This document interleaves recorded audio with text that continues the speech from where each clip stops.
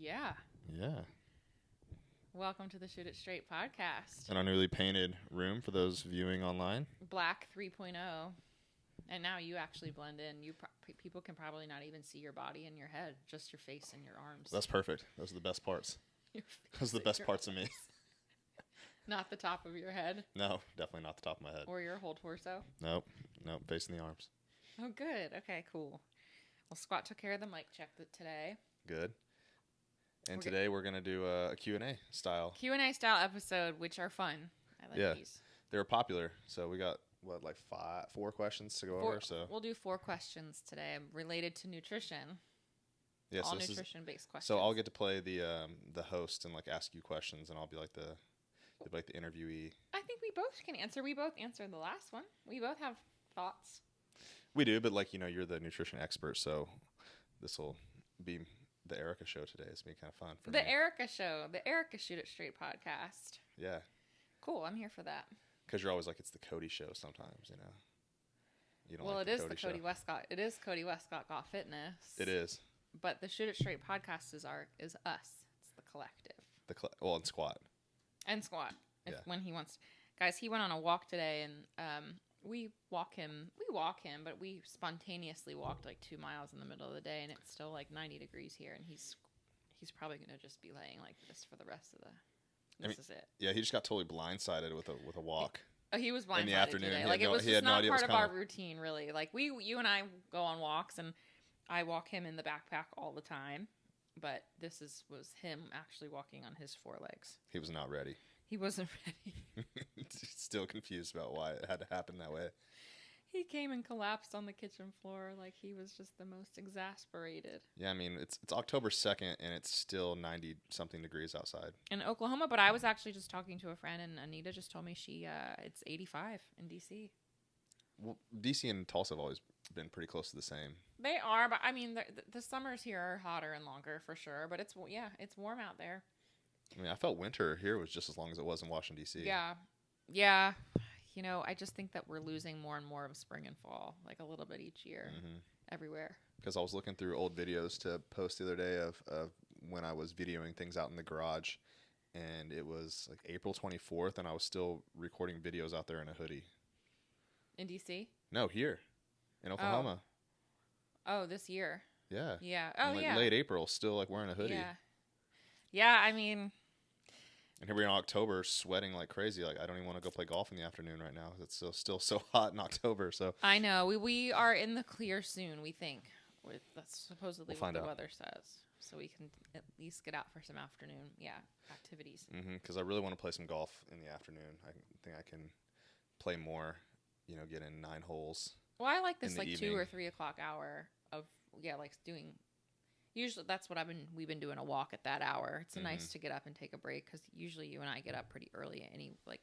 Sometimes that's a full day for me at that point. Right. So sometimes I'm wrapping up, or sometimes if I have more, but it's still a time in the day where I'm just I think everyone has that slump. That's part of our circadian rhythm. I forget who I was listening to. It might have been a Matt Walker podcast. He's the sleep expert guy.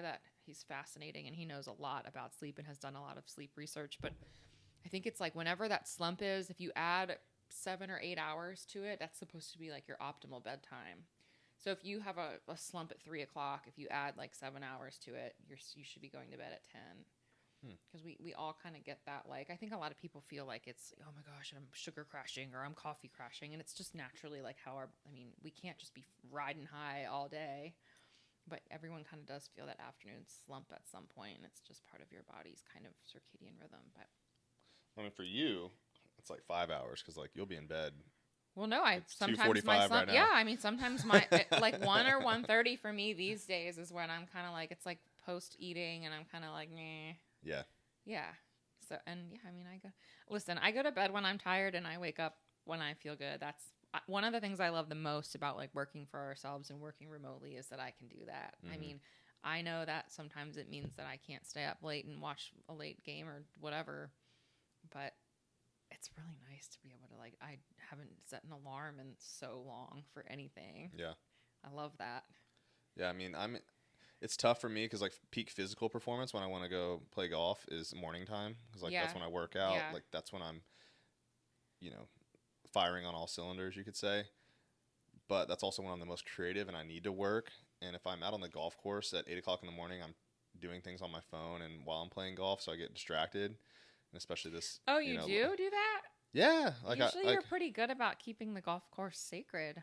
No, I make notes, and I mean, my juices are flowing. So like in my notes on my phone, I'm writing, I get ideas on work stuff, or I'm even thinking about our program as I'm out there walking around. I see how people are moving. I want to like address those things for common issues I see. So I'm always kind of making those notes. But you know, in the evening time is when I do feel like I've got everything done that I need for the day, and I do feel good, like relaxing, and I'd love to have enough energy to go play golf. I still go play golf in the evenings, but I don't play as well. Yeah, it's kind of like a trade-off. Yeah.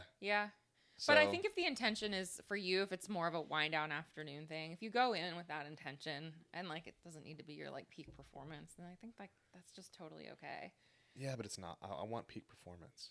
You can't have peak everything all the time. And that's like something that we would coach our clients around too, you know? You can't. You really do have to kind of choose. And again, not everyone, that's what we say with clients. What time of day should I work out? Which day is best? It really is the time of day that you're going to stick to is truly the best, because it's minutia. If it's splitting hairs, if it's morning versus night versus whatever, but if it's when you can get it done, and that's why we do tend to tell people, if you can do it in the morning before your day starts and interruptions tend to happen, which is what happens for most people, that is the best time of day. But if it's afternoon for some people, because you get up and work at 6 a.m.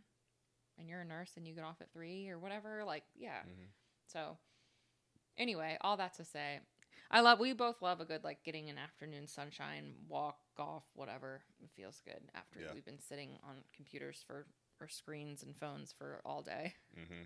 And then, I have my men's league on Thursdays at 5:30. I think it's over now, but, I haven't, I haven't played well in those, and it kind of sucks because you can win some money.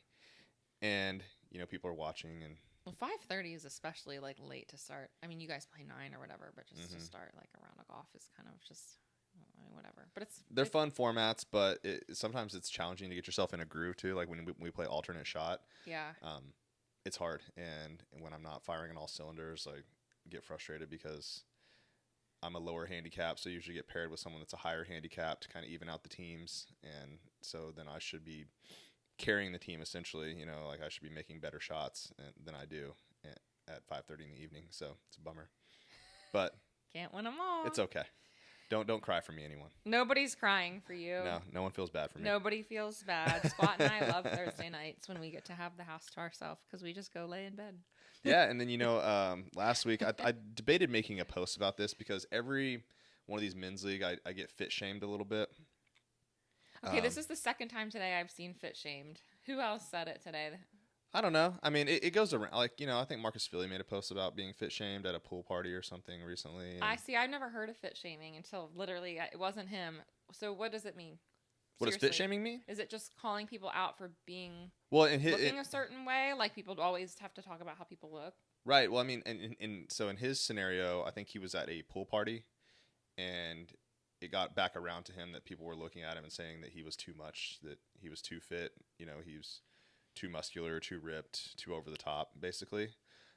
Mine is a little different because maybe it's like health and fitness. It's like health shamed for me because after men's league, they go and check your scores and everyone hangs out because it's a social gathering, right? Like they give out beer. It's not free. We paid for it somewhere along the line, but you get as much beer as you want. They have a buffet of food, and I usually don't partake in it because it's Thursday night. I don't want to drink beer on Thursday night because I wake up Friday mornings and go train, and I don't want to be hungover. And then I don't eat the food because that would also like affect my workout the next day. Not that I'm totally against all that stuff. It's just my priorities are I'm not just going to drink every Thursday night because it's men's league.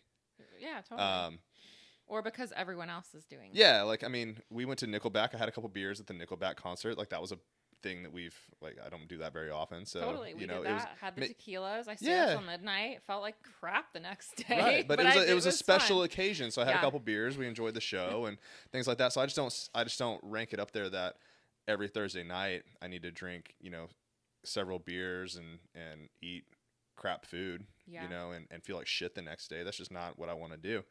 So everyone usually gives me a hard time about that. Like, oh, we'll see you inside. And I'm like, oh, no, I'm just going to go ahead and go home.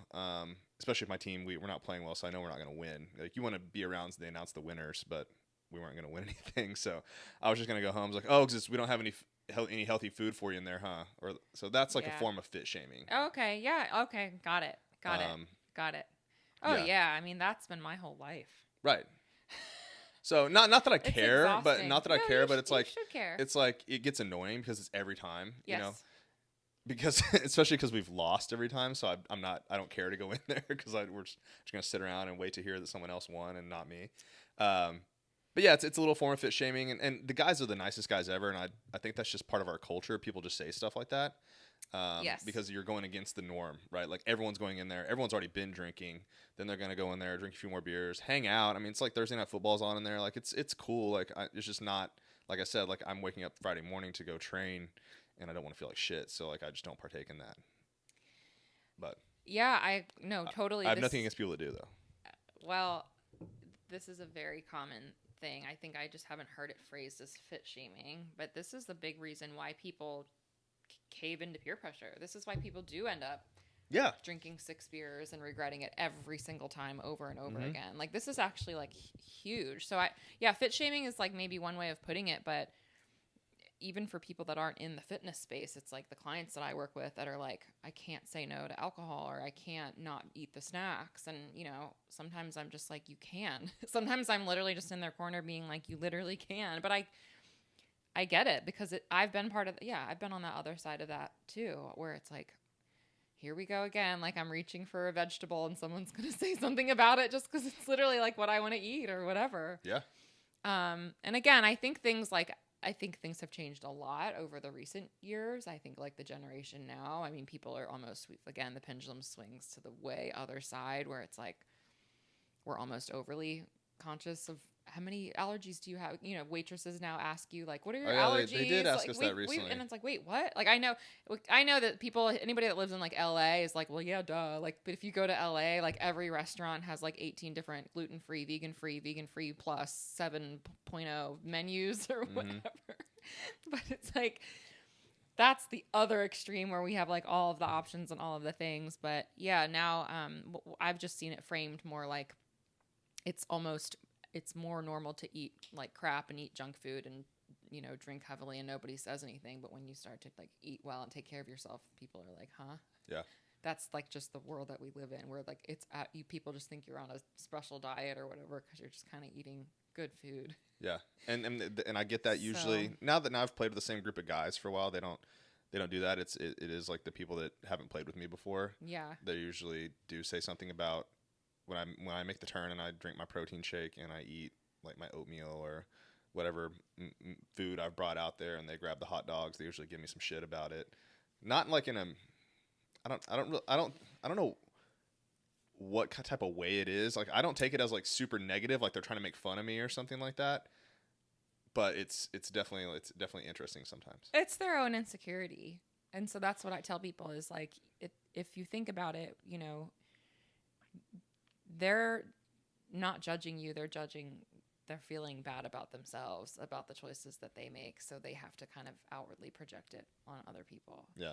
It's the same way. Like I don't want to say that it's jealousy so much as it's like they see a physique maybe that they don't have, and they wish that they did have that.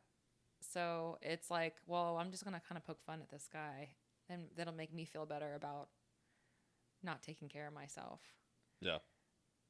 That's fair. I know that sounds kind of like deep, but I really do believe that that's true. Mm-hmm. Well, I got one of the guys on board that plays with me all the time. Now I bring him. You bring him the jerky sticks I bring or him whatever? the jerky. I bring him jerky, or I got sent some protein bars and jerky, and I'll bring him some of that stuff and give it to him because he needs to eat. And, you know, he gets tired like during the rounds, so I bring it for him. And that's good. Yeah. And that's why I tell people, lead by example. If someone becomes inquisitive about it, that's really like the best thing that you can be doing. You don't even have to over explain yourself. I used to explain myself. This is way back when I was like trying all the diets for all my Crohn's things, and people would always have to ask me, and I always felt like I had to over explain. And I was just like, I'm just done explaining. I'm going to eat this because this is what I want. That's like the end. That's literally, that's it. Yeah. I don't have to explain myself to anybody. I'm going to drink water because I want to. Yeah. That's literally the end. And if anybody's pressing you harder than that, like, especially if they're in your quote unquote friend group, fuck that noise. They're not your friend. Right. But if they're in like crowds of those types of situations where you're kind of with people that you don't know as well, it's just like, you don't need to explain yourself. Yeah. And the thing is about all these types of food is it's not that they don't taste good and I wouldn't enjoy eating them. It's the feeling I get afterwards. And, you know, I think people also think, it's for your physique. Like, oh, you don't want to look a certain way, so you're not eating this. It's like, overall, the number one thing that keeps me from eating a bunch of shit food is I feel like shit. And my performance is shit. My sleep is shit. That's why I don't do it. And like, that's when you taught me out, like, hey, you really probably don't want to eat that ice cream. I know you want to eat the ice cream, but I got to hear about your belly hurting later. I do. So, you're always like, ooh, the Whataburger. And I'm like, but like the last 3 times you did that, like we were not well. Yeah. So that's, you know, and so when it comes to perfect, you know, if it's a weekend, like a Saturday night and I'm not training on Sunday, I usually do opt for the ice cream and take the belly whops a little bit at night because I do enjoy it. But if I'm going to get up and train, or if I'm still playing, if I'm in the middle of a round of golf and I'm walking out there and it's 90 degrees outside, like last thing I want to do is suck down a pork missile and feel like shit 2 holes later and have to run to the bathroom or something. Like, that's just not enjoyable to me. Totally. No, totally. And I think that, you know, it's a good lesson to be learned. And when people, you know, the best advice when people are in those situations is to you just stand your ground and don't feel like you have to over explain.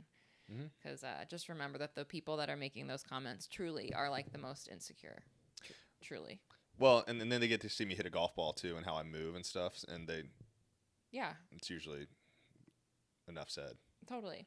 And, you know, when, not to brag about my appearance, but like it's pretty obvious. Yeah, well, exactly. So it's like if you turn it around and it becomes, well, how did that person end up looking like that with 40% body fat? That's all in their beer gut. Yeah. You know, it's just habits over time. But we don't need to get into that per se. But yeah, I mean, and I don't think they have like terrible intentions. It's just it's a thing, and I think it's just kind of into our culture. Like, that's kind of what people do. Yeah, and that's how people talk to you. Well, it's interesting. I think it's insecurity, but that's my hot take. It might be. It probably is, but I don't want it. I like these people out there. It is what it is. Yeah, it's a very, very, very common thing. But fit shaming, interesting. I hadn't really heard that until it must be a trending thing now recently.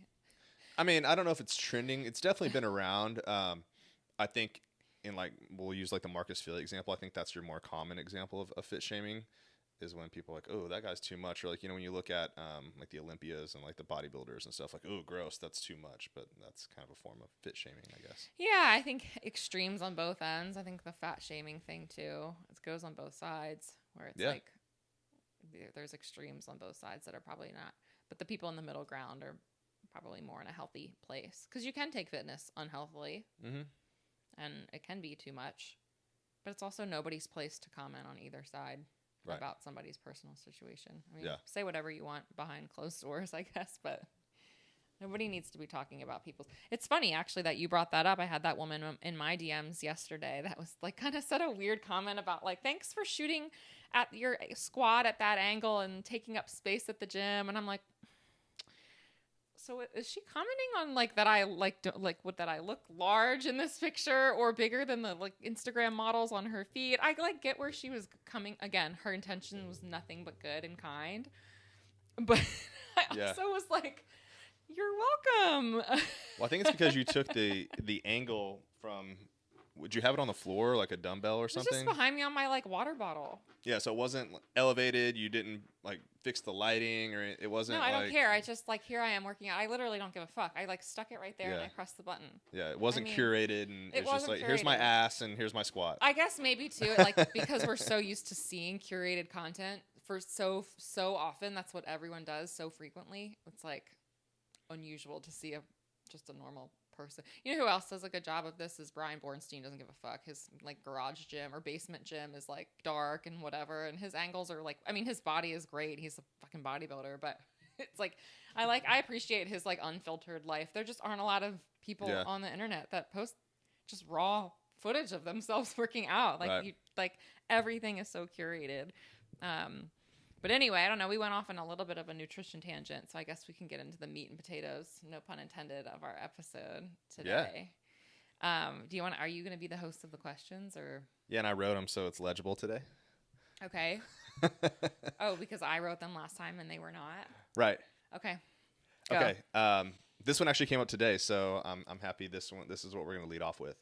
One of your favorite sayings is, exercise is not a weight loss program. And I've stolen it from you, and I've reused it about 1 million times as well. It's a great saying. So explain to us what we mean when you say that. Exercise is not a weight loss program. So a lot of people get into exercise with the intention of wanting to better themselves. And usually that does mean lose weight. You lose weight by expending more energy than you are consuming, right? And so you can do that by 2 ways: eating less, consuming less calories, or expending more energy via, there's a few different ways, which I'm going to talk about in a second. There's 2 ways. That's literally it. That is the energy balance equation. It is the whole like calories in versus calories out. Now there's like, of course, nuance to this. So when people get started on an exercise program with the intention of wanting to burn more calories, they're coming at it at the wrong way, and they're basically they're attacking their fitness journey at the wrong angle, because there aren't really that many exercise programs out there that can get you to burn as many calories as you really think that you're going to be burning, first of all, let alone sustaining that same calorie burn. So for one, when we're training in the gym, no matter what the workout even is, let's just say we're on the treadmill for an hour and we're jogging and we're burning 500, 600 calories. That's a good amount of calories. And typically running and jogging is one of the more higher calorie burning exercises, truly. However, our body gets better over time at the activity that we're doing, right? So it becomes more efficient at running. Therefore, we burn less energy through running. And so ultimately, like, it will burn more energy for a little while. That's why we see people kind of like sustain whatever weight loss that they're sustaining for a few weeks until your body just adapts to that new stimulus and nothing happens. Mm-hmm. Same thing with like an exercise class for 60 minutes. The same idea. It's like a very cardiovascular class. You're jumping around, you're moving around. Cool. Like, you've expended more energy than you were sitting on the couch. But what happens after 6 weeks when your body starts to adapt? Your body adapts. It becomes more efficient. You don't have to burn as much energy. And you, quote unquote, plateau. And people repeat this cycle over and over and over again. And they're going to say, well, Erika, the exercise does. Every time I start up at this gym, I lose weight. Every time I get back to the gym in January for 4 weeks and get on the treadmill, every time I lose weight. And I say, okay, cool. But what happens after the fact? We're using exercise as weight loss. That's where we're messing up, because what happens is multiple things. One is we do plateau and our body does become efficient, and we cannot continue to add on more and more and more. You can't just start doing 2 hours of the treadmill and then 3 hours of the treadmill. Like, that's literally not a sustainable practice. You will burn out. You won't get anywhere.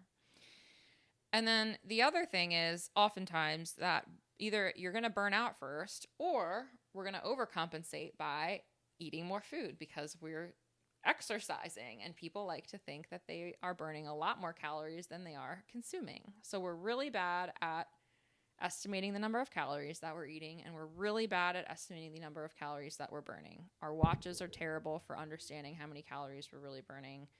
All of that stuff. The treadmills are really inaccurate. And so we think, wow, I'm exercising so I can eat 3 pieces of pizza or 4 pieces of pizza extra tonight because I went to the gym for 12 minutes this morning. And so we get into this other thing where we're just kind of eating back the calories that we think that we're burning, and we get into these like really crazy cycles of on again, off again. And so here's the deal with exercise as a weight loss program. Exercise is good for your health. It's good for your body. Your cardio can be good for your heart. Strength training is great for your muscles. These are really good things to be doing. Working out is fantastic. Whatever method that you choose is better than doing zero working out.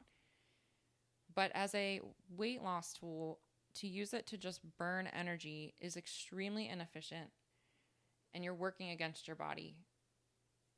And we're not taking into account the nutrition side of the equation, which I actually think is the bigger part of the equation when it comes to weight loss. Now, I also want to distinguish between weight loss and fat loss, because those are two really different things. And this is where we get into what type of training that we're doing. Mm-hmm. We're big proponents of doing strength training. If you had to choose one, I would choose strength training, because strength training allows you to build lean muscle mass, or at least maintain the lean muscle mass that you have if you're already feeling like you're in a good place with where you're at. And lean muscle mass is important because that's what makes you look good. That's what people want. When people say they want to be toned, they want to look lean, they want to have their muscles pop, they want more lean muscle mass. And when we have more lean muscle mass, we tend to burn more energy anyway at rest. We tend to have higher metabolisms, and we tend to be able to eat more food. And when we strength train versus running on the treadmill, we probably don't burn as many calories per workout. If I strength train for 60 minutes and I'm resting and I'm doing like really heavy weights or whatever, but I'm taking long rest periods, I might only be burning a couple hundred calories versus the 600 that I could be on the treadmill. But the payoff down the road and the long-term effects are way better for strength training over doing something like a HIIT class or a 60-minute group X class or a treadmill workout. Right. And I'm answering it in this way because I know that's what people are thinking when they're using exercise. Because I know that people start to work out, and I know they see the scale go down. Mm-hmm. And that scale weight could be water weight, could be losing some muscle mass, especially if we're doing extreme dieting along with that and not eating enough protein. We could be just losing lean mass on top of all of that. But if we're strength training, we're telling our body to keep muscle mass on our body, to build lean mass. If we're eating well, if we're eating enough protein, we're also going to build lean mass, increase our metabolism. The nutrition side of the equation is like the most important part when it comes to whether we're losing or gaining body weight.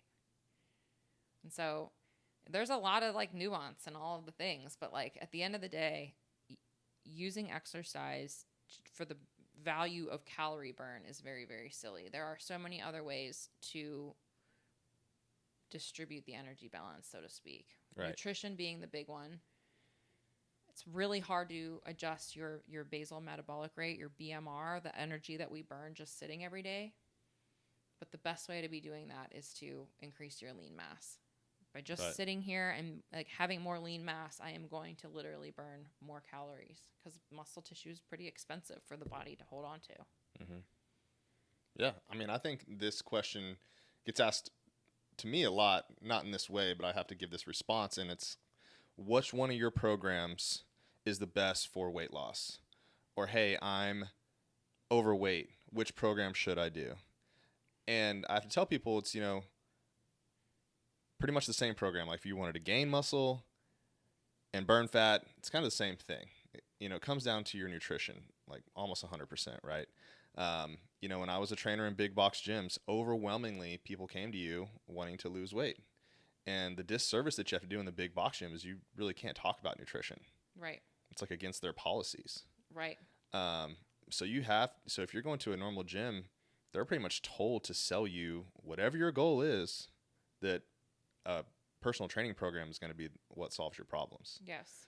And so that's a huge disservice to people. Yeah, and I think that certain gyms are getting better about educating their trainers on the nutrition component. We've seen that. I'm not going to call out any specific brands or whatever, but we've definitely seen nutrition being a part of the conversation, which I love. Right. I also think that there's also something to be said about fitness being the gateway drug into getting healthier and ultimately losing weight. So we can't I'd be remiss to not point that out also. So sometimes working out is the lower hanging fruit, to take one of your terms. Sometimes the first step is just doing something. And for a lot of people, it's like, I'm just going to start doing exercise because of the domino effect. I'm going to start working out. That makes me think about the food that I'm putting in my body and how it impacts my workout. Oh, I should probably eat better. That'll make my workouts feel better so I don't feel like shit. Right. Oh, I'm going to start sleeping better because I'm eating better. oh, I have better energy because I'm sleeping better. And now I'm going to eat better because I feel everything starting to click. Yep. So there's totally value on that end. But at the same time, it's not the workout program that's magic. So whoever Fitspo Jenny on the internet is selling you whatever burn booty, boot camp, melt fat bullshit is completely, literally false. It's crazy that these claims are even allowed to be made. It's terrible that people think that a certain workout will burn more calories and help them lose weight in 5 minutes. Mm-hmm. When really what we need to be educating people on is how our body actually works. Because yes, you can sell somebody on a program that gets them to move 4 hours a day and exercise like crazy and eat like 1,200 calories and do all the things. But we both know that that is such an unsustainable thing that nobody can keep doing for past a few weeks without completely burning out. And you're just doing the worst thing to your body by repeating that cycle over and over and over again. And instead of getting stronger, feeling really good, learning how exercise can actually just make you feel good, can help your bone strength, can help you be able to lift heavy groceries and live your day better, have less pain. All of the other like millions of reasons why exercise is important besides losing weight. Right. I like to give people this example. I'm like, hey, if I have you that wants to lose weight and I have someone else that wants to gain weight, I could literally give them the exact same workouts. Be resistance training, be heavy strength training, right? And I could put you on X amount of calories and put you on X amount of calories. You would gain weight, or this person would gain weight, and you would lose weight. Same workout program. What was the difference? Right. It's the nutrition. Totally. You know? Yes. But you still both need to work out. I still want you both working out. Yes. But that's the big difference. Yeah. So just be aware of people out there selling you programs that are going to have, this is for fat loss. Like, that's not how it really works. Right. Yes, if you are moving more than you were, you're going to be burning more energy. As long as you're eating, well, yeah. I know where you're going with this, but yeah. And that's what kind of like that's what I said. That's what happens to a lot of people. They start going to the gym and it ups their hunger. Mm-hmm. They get more hungry. Yes, they eat more.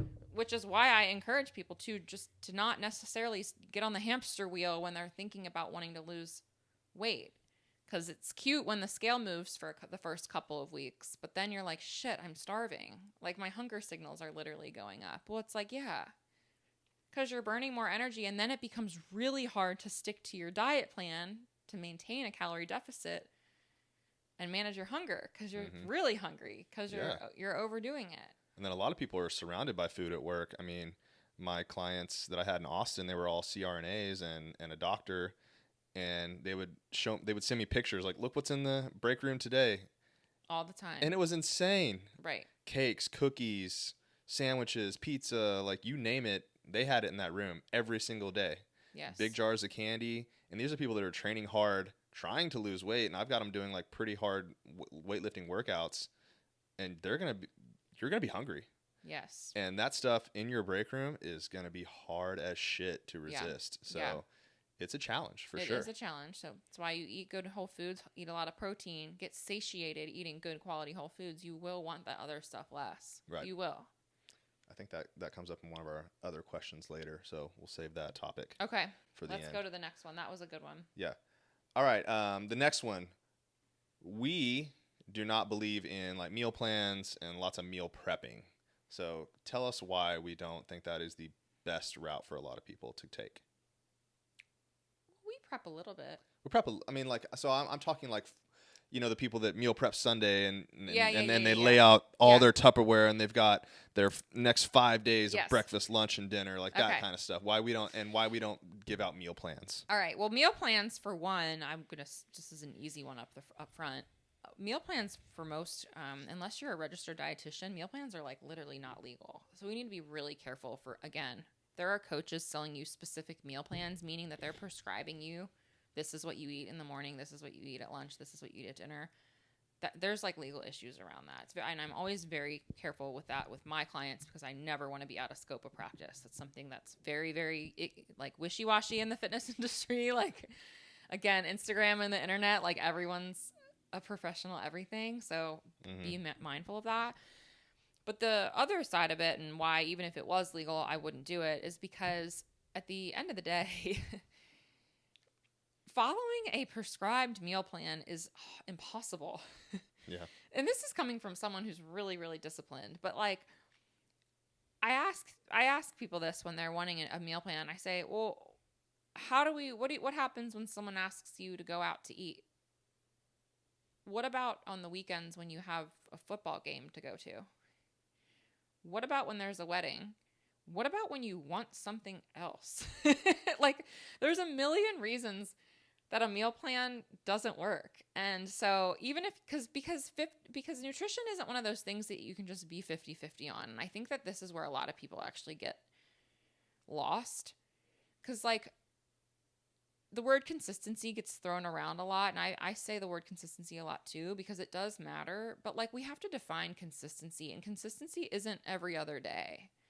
You know, I have a lot of clients and it took me a long time to learn this with clients, because they would like really think like, I'm tracking my food, or I'm really paying attention to my food. And it would be like they were, but it was truly on again, off again, on again, off again every other day. And to them, like, they're like, well, look, that's awesome. And we could say that is for like a million other things in the world, right? Like whether it's, you know, doing your stretches or your mobility, it's like, if you're doing that every other day, like that's fucking badass. Like that's really good. But like food is tough because we're consuming, you know, 3 or 4 meals every single day over and over and over again. And it's what our body is literally made up of. So half and half, 50-50 is not that good. 60-40, not that good. 70-30, not that good. Not if you have goals that you want to change, right? And so, especially because you're going to be so, if you're meal planning, the chances of you being completely burned out on that food is high. And you are just ready to destroy some Whataburger or something, and you're going to fly off the handle. And if you're on this 2,000 or less calorie diet, you know how quick it is to consume like some fast food and get to 2, 3, 4, 5,000 calories in a day. And consume like a milkshake or something. Like people think like, oh my God, I can't believe you can eat 5,000 calories.